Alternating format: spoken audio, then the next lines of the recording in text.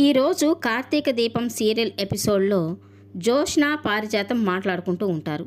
ఇక జోష్న అయితే ఆ కాశీగాడు నీ తమ్ముడు అని అన్నావు కదా, ఇప్పుడు చూడు వాడు నన్ను నమ్మించి నట్టేట ముంచేశాడు అని కోపంగా అరుస్తూ ఉంటుంది. ఇక పారిజాతం అయితే అది కాశీగాడి తప్పు కాదే, అదంతా కార్తీక్ గాడు ఆడించిన నాటకం అని చెప్తూ ఉంటుంది. ఇక జోష్న అయితే ఇప్పుడు నా పరిస్థితి ఏంటో నాకే అర్థం కావడం లేదు, ఈ నిశ్చితార్థాన్ని ఎలా చెడగొట్టుకోవాలో అర్థం కావడం లేదు అని అంటూ ఉంటుంది. ఇక పారిజాతం నేనున్నాను కదా అని అంటూ ఉంటుంది. అవును, మీరందరూ ఉంటారు, నువ్వు ఉంటావు, బావ ఉంటాడు, నేనే ఉండేలా కనిపించడం లేదు అని జోష్న అంటూ ఉంటుంది. ఇక పారిజాతం నేనేమైనా హాయిగా ఉన్నాను అనుకుంటున్నావా, నీ గురించే కదా ఆలోచిస్తున్నాను అని అంటూ ఉంటుంది. ఇక జోష్న చాలా కోపంగా, దేవుడా ఈ సమస్య నుంచి నన్ను గట్టెక్కించే వారే లేరా, నన్ను రక్షించే వాళ్ళెవరూ లేరా అని గట్టిగా అరుస్తూ ఉంటుంది. ఈ కింతలో అక్కడికి వచ్చిన దీప జోష్నతో సుమిత్రమ్మ గారు మిమ్మల్ని పిలుస్తున్నారు అని అంటూ ఉంటుంది. ఇక జోష్న అయితే తర్వాత వస్తానని కోపంగా అంటూ ఉంటుంది. ఇక పారిజాతం సుమిత్ర పిలిచిందంటే ఏదో ఉంటుంది, వెళ్దాం పద అని జోష్నను తీసుకొని సుమిత్ర దగ్గరికి వెళ్తుంది. ఇక జోష్న సుమిత్ర గదిలోకి వెళ్ళేసరికి సుమిత్ర తన దగ్గర ఉన్న నగలన్నీ బెడ్ మీద పెట్టి జోష్న కోసం ఎదురు చూస్తూ ఉంటుంది. ఇక తనని చూడగానే, రా జోష్న, రేపే నీకు నిశ్చితార్థం కదా, నీకు నచ్చిన నగని సెలెక్ట్ చేసుకుంటావని ఇక్కడ పెట్టాను అని అంటూ ఉంటుంది. ఇక జోష్న అయితే మనసులో ఈ నిశ్చితార్థాన్ని నేను ఎలా చెడగొట్టుకోవాలి అని తల బద్దలు కొట్టుకుంటుంటే మధ్యలో ఈవిడ గోలేంటో అని చిరాగ్గా అనుకుంటూ ఉంటుంది. ఇక దీప కూడా తన మనసులో నీ బుద్ధి ఎలాంటిదో అమ్మకు తెలియదు కదా, అందుకే నువ్వు కోరుకున్న దానికంటే ఎక్కువగా నిన్ను ప్రేమిస్తుంది అని అనుకుంటూ ఉంటుంది. ఇక పారిజాతం అయితే ఆ నగల వంక కళ్ళు పెద్దవి చేసుకుని చూస్తూ, ఈ నగలన్నీ మీ మామయ్య గారు నీకు ఇచ్చినవే కదా సుమిత్ర అని అంటూ ఉంటుంది.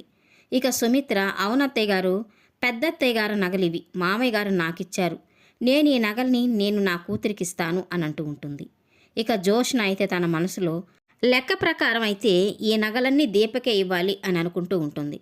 ఇక దీప కూడా తన మనసులో ఈ నగల మీద నాకు ఎలాంటి మోజు లేదు, నాకు మనుషులు కావాలి, వాళ్ళ ప్రేమ కావాలి అని అనుకుంటూ ఉంటుంది. ఇక సుమిత్ర, ఉదయం అయితే హడావిడిగా ఉంటాను జోష్న, నీకే నగలు కావాలో ఇప్పుడే సెలెక్ట్ చేసుకో అని అంటూ ఉంటుంది. ఇక జోష్న, నాకేం నగలు వద్దు మమ్మీ అని అంటూ ఉంటుంది. ఇక అంతలో అక్కడికి వచ్చిన కార్తీక్, వద్దంటే ఎలా, రేపు నిశ్చితార్థం రోజు అందరూ మీ జంటనే చూస్తారు, పాపిట పిల్ల నుంచి పాదాల వరకు మొత్తం బంగారంతో నింపితేనే కదా ఆ దగదగలో ఆ మెరుపులు ఉండేవి అని అంటుంటాడు. ఇక పారిజాతం అయితే జోష్నకి నగలు పెట్టుకోవడం ఇష్టం ఉండదు కార్తీక్ అని అంటూ ఉంటుంది. ఇక కార్తీక్, నగలు పెట్టుకోవడమే ఇష్టం లేదా, లేక నిశ్చితార్థం కూడా ఇష్టం లేదా అని అంటూ ఉంటాడు. ఇక అంతలో సుమిత్ర కోపంగా, ఏం మాట్లాడుతున్నావు కార్తీక్ అని అరుస్తూ ఉంటుంది. ఇక కార్తీక్, లేకపోతే ఏంటండి, 7 వారాల నగలు ఇచ్చి పెట్టుకోమంటే నాకొద్దు అంటుంది, ఈ ఆస్తంతటికి ఏకైక వారసురాలివి, నగలు పెట్టుకోకపోతే మగపెళ్లి వాళ్ళు ఏమనుకుంటారు అని అంటుంటాడు. ఇక జోష్న అయితే నేను నగలు వాళ్ళ కోసం పెట్టుకోవాలా అని అంటూ ఉంటుంది. ఇక కార్తీకు, కొన్ని తప్పవు, మీ అమ్మగారి కోసమన్నా వేసుకోవాలి, లేదంటే తను బాధపడుతుంది కదా, బాధపడినా పర్వాలేదు అనుకుంటే ఇక నీ ఇష్టం అంటుంటాడు. ఇక జోష్న, ఇది నేను మా అమ్మ మాట్లాడుకోవాల్సిన విషయం, మధ్యలో మీరెందుకు ఇన్వాల్వ్ అవుతారు అని అంటూ ఉంటుంది.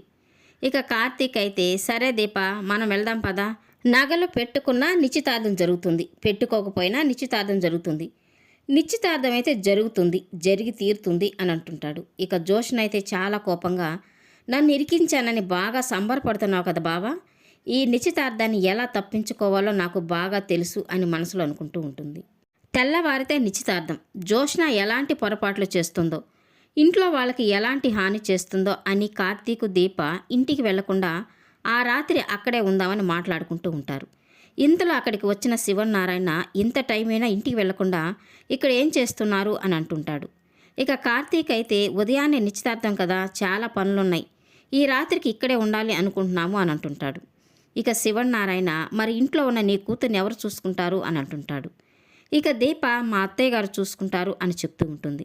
మరి ఆవిడ్ని ఎవరు చూసుకుంటారో అని అంటుంటే ఇక కార్తీక్ అయితే, దీప వాళ్ళ మేనత్త చూసుకుంటుంది అని అంటుంటాడు. ఇక శివనారాయణ, మీరేం ఇక్కడ ఉండాల్సిన అవసరం లేదు, ఉదయాన్నే నిశ్చితార్థం కాబట్టి కాస్త ముందుగా రండి చాలు, మీరు వెళ్తే నేను తలుపేసుకుంటాను అని వాళ్ళని బయటికి పంపించి శివనారాయణ తలుపేసుకుంటాడు.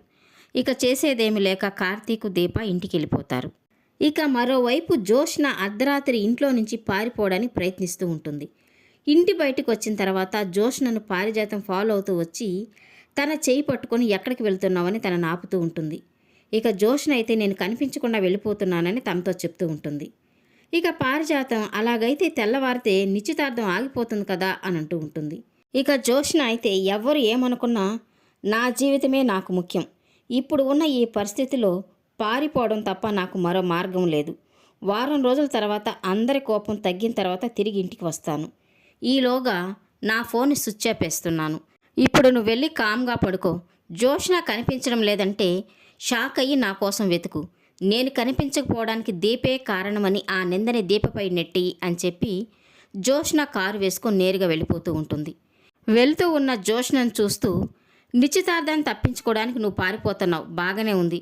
నువ్వు పారిపోయావంటే ముసలాడు నన్ను బ్రతకనిస్తాడా అని పారిజాతం భయపడుతూ అనుకుంటూ ఉంటుంది.